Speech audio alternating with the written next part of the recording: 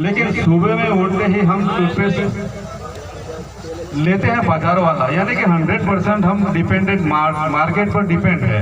तो वहीं से जब टूथपेस्ट लिया वहीं से हमारी गुलामी शुरू हो जाती है। तो हमारा स्वाभिमान क्या है, ये मेरा प्रश्न है।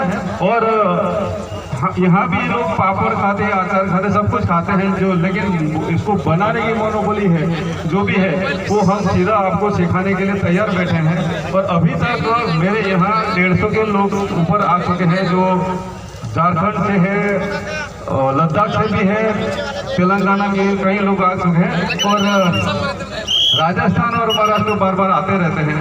और खेती-बाड़ी कैसे करना है, ऑर्गेनिक जीवामृत कैसे बनाना है, जैविक खेती कैसे करना है, जो भी इच्छा आपकी दर्ज है दिल में, तो हम लोग सीधा सिखाने के लिए हमारी टीम तैयार है। धन्यवाद। बहुत खूब। बिजनेस में आगे कैसे बढ़े, हमें हमारा खुद का व्यापार खड़ा करना होगा, क्योंकि अधिकतर रॉ मटेरियल हम तैयार करते हैं। और आपने 5000 रुपये भी सहयोग प्रदान किया तरुण भाई, जोरदार तालियों से उनका अभिनंदन करें। सलूम्बर से नृत्यांगना हमारे नृत्य भाई कर रहे हैं, पंकज के हैं, और वो भी रोते हैं, इसको पूछोगे रोते वो भी क्या नहीं ओबला का हूँ। हाँ बिल्कुल। इसके बाद हनी भाई लाला तैयार रहे, आगे आ जाओगे आप, जो भी वक्ता है आगे आ जाओ। आप वहां से उठ के आओगे तब तक कई मिनट और हो जाएगा। जिस भी वक्ता का नाम लिया जाता है, हाँ हनी भाई आ जाओ, ये तैयार करें तब तक आ जाओ। यस हनी भाई थोड़ा ललकार लेंगे अभी, उनका खास से लेना है। हाँ भाई भील प्रदेश के तमाम आदिवासी भाइयों और दूसरे समाज के लोगों, थोड़ा नीचे हुए संचालक महोदय साहब, भील प्रदेश के मुस्लिम समाज की तरफ से जोहार सलाम। हम आपके साथ कंधे से कंधा मिला के खड़े हैं और खड़े रहेंगे, लेकिन इसके पहले भी खड़े थे, आप सबको बताएं। लेकिन मैं इस आदिवासी समाज की दुर्दशा उसको देखकर हमेशा मेरा मन व्यथित होता है। तो मैंने एक निष्कर्ष निकाला, इस नतीजे पे पहुंचा कि आप जैसी बहादुर कौम, आप जैसी कामकाज करने वाली कौम, आप जैसी परिश्रमी कौम आज तक इतना पीछे क्यों है। उसका सिर्फ एक ही कारण है कि आपके पास कोई रहबर नहीं है, आपके पास कोई नेता नहीं है जो आपको एक साथ संगठित कर सके। अगर आप संगठित हो जाते हैं तो ये पूरा इलाका आपका था, आपका है, आपका रहेगा, आपको कोई यहाँ से हिला नहीं सकता।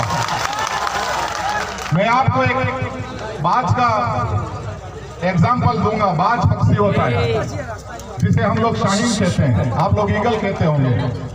उसके कंधे पे एक रेवन नाम का छोटा सा पक्षी बैठ जाता है।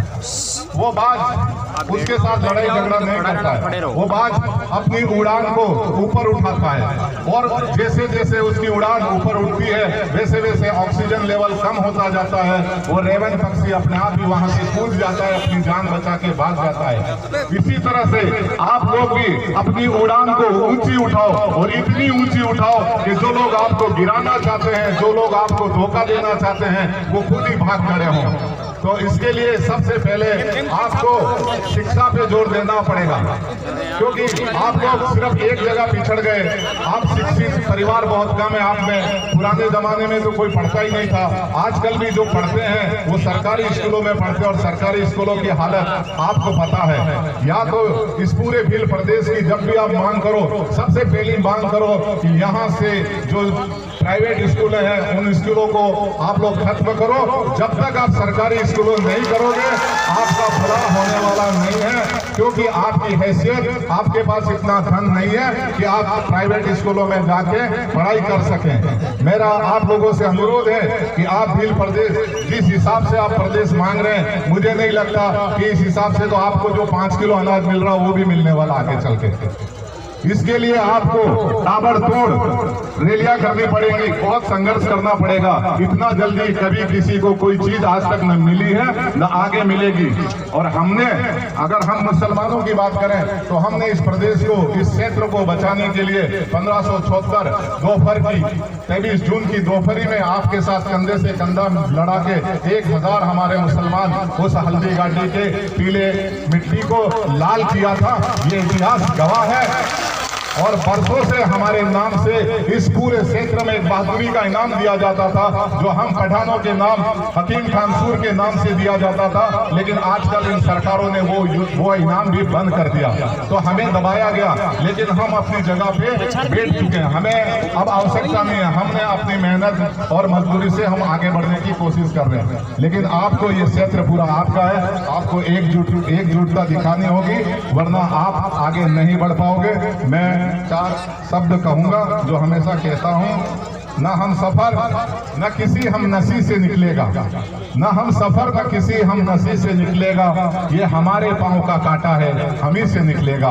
ये जो तकलीफें हैं, ये जो दुख है, ये आपके हैं, आपकी मेहनत से ये खत्म होगा, आपकी एकजुटता से खत्म होगा। आपकी एकता को मैं सलाम करता हूं। आप बहुत एकजुट हो रहे हैं और आगे भी होंगे, इस बात का सबूत अभी इस इलेक्शन में दिया। आपने पूरे 10 लाख वोट दिए, इससे ये तो साबित हो गया कि आप एक हो गए हैं। लेकिन अभी बहुत जरूरत है आप लोगों को आगे अपने लिए काम करने की। और जहां तक हमारा सवाल है, मुसलमान आपके साथ कंधे से कंधा मिला के चल रहा है, तन मन धन, जहां भी हमारी जरूरत पड़ेगी हम आपके साथ हैं। जय भील प्रदेश, जय आदिवासी, जोहार सलाम आप सबको एक बार और।